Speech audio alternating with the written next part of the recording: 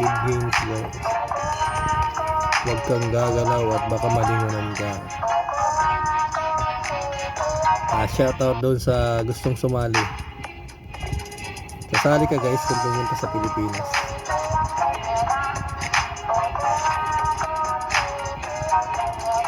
Shoutout doon sa mga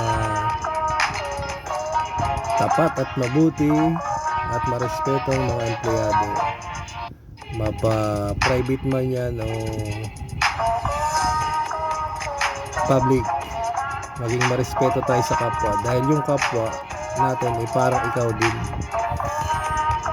Kaya maging marespeto tayo, walang bayad dyan, dahil yung kapwa natin yan ang nagpapasahod sa atin. Kung wala yung kapwa natin, wala kayong sahod.